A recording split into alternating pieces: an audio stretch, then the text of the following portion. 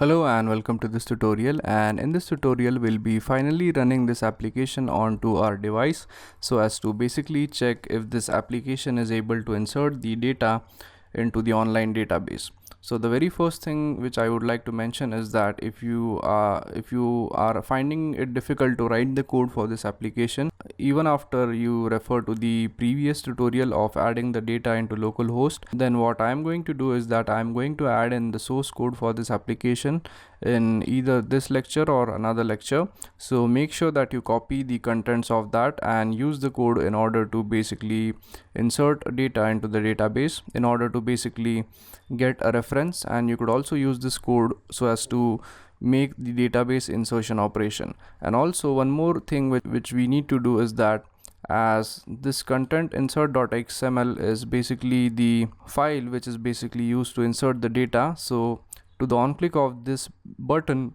we need to type in the method which is register user, which we have used in the previous tutorial.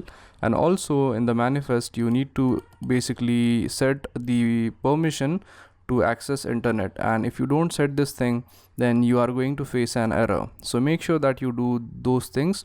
Now we are going to simply save the code and we are going to run this application and check if this application performs correctly.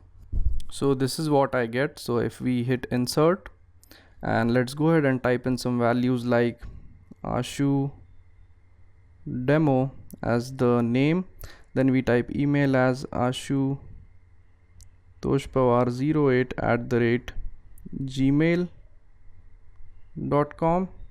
then let's type the next value of contact as some random number, and let's say we type in the password. And now when we hit this button right here, as you could see, it displayed as registration success. Now let's basically go ahead and check if the values are actually inserted into the database. So I've already opened up the database over here, and currently these are the values in the database. Now in order to check our value, we are going to simply hit browse again or simply refresh this page, and as you could see the values are inserted over here. So this is the name, this is the email, this is the contact, and this thing right here is the password. So that's basically how you insert values into a database by using your Android application.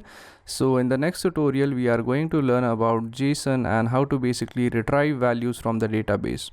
So thank you very much for watching this tutorial, and I'll see you guys in the next tutorial. Thank you.